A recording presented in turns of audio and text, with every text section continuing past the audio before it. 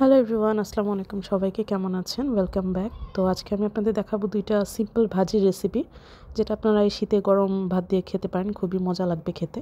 তো একটা হচ্ছে আমরা যে লাউ রান্না করি, লাউয়ের ছিলকা দিয়ে ভাজি। আর আরেকটা হচ্ছে এই তো বাঁধাকপি বা পাতাকপি যে যেটা বলে, এটার ভাজিটা আমি চিংড়ি মাছ দিয়ে করেছি, খেতে খুবই মজা গরম ভাত দিয়ে। তো আমি এই দুইটা ভাজির রেসিপি হচ্ছে আজকে আপনাদেরকে একদম শুরুতে থেকে শেষ পর্যন্ত হচ্ছে দেখিয়ে দিব। খেলে আপনাদের খুবই ভালো লাগবে। তো আপনারা আশা করি হচ্ছে বাসায় ট্রাই করবেন।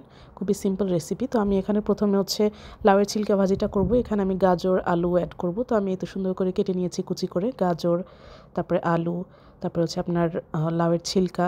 তো আমি প্রথমে কড়াইতে তেল দিয়ে দিব, এর মধ্যে কিছু দিয়ে দিব গোটা শুকনা মরিচ।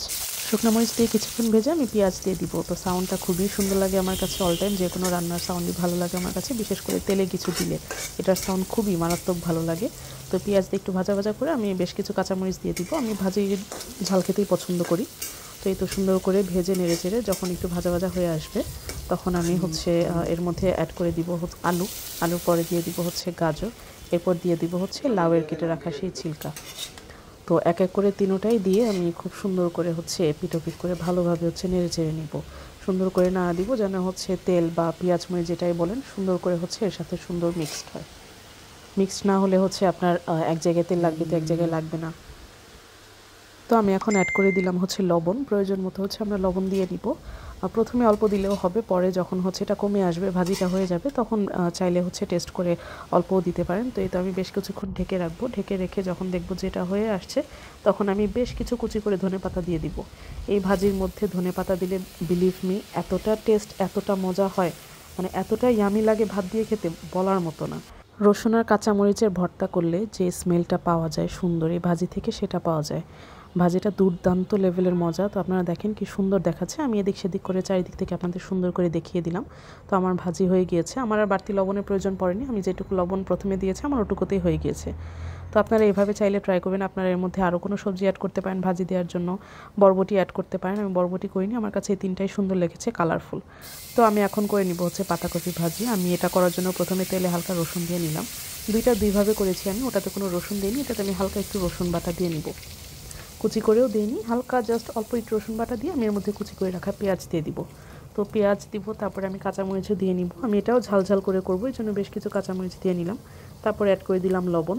লবণ দিয়ে এটাকে সুন্দর করে নেড়েছে। আমি হালকা একটু হলুদ দিয়ে দিব এটার মধ্যে। এটাতে তেমন কোনো কিছু কালার হবে না, তাই আমি হালকা একটু হলুদ দিয়ে নিলাম, যেন একটু হলুদ দেখা যায়, সাদাটে ভাব না থাকে। তারপরে যেহেতু আমি এটা ছোটো চিংড়ি মাছ দিয়ে করব, আমি ছোট ছোট যে চিংড়ি মাছগুলো বাজারে পাওয়া যায় সেগুলো দিয়ে দিলাম। ভালোভাবে নেড়ে ছেড়ে হালকা একটু ভাজা ভাজা করব। আর এটার সাউন্ডটা আমি কিছুক্ষণ পর্যন্ত, যতক্ষণ ভাজা হবে, আমি শুনি আর দেখি, আপনাদের সাথেও শেয়ার করেছি, এটা রিলসও দিয়েছি আমি।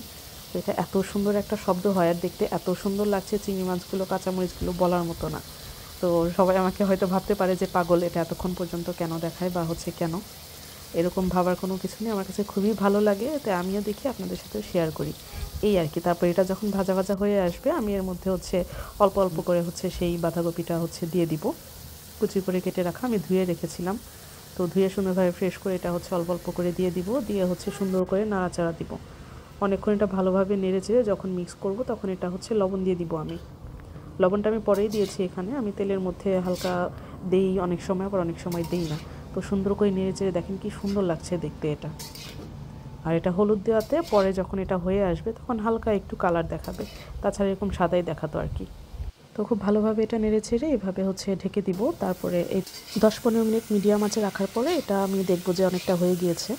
তো এটা সুন্দর করে নেড়ে ছেড়ে আমি দেখবো এটা সিদ্ধ হয়ে গিয়েছে। আমি একটু মাঝে টেস্টও করেছি, আসলে খেতে খুবই মজা হয়েছে। তো আমি আরও বেশ কিছুক্ষণ একদম অল্প আঁচে রাখবো, তারপর হচ্ছে এটা আমি নামিয়ে নিব। আমার এখানেও আর লবণ দেওয়ার প্রয়োজন পড়েনি, আমার ওই লবণেই হয়ে গেছে। তো এই তো আমার 2 রকমের ভাজি রেডি। আমি তো খুব মজা পেয়েছি খেয়ে। আপনারা অবশ্যই বাসায় ট্রাই করবেন আর আমাকে ফিডব্যাক দিবেন যে কেমন হলো। Thank you.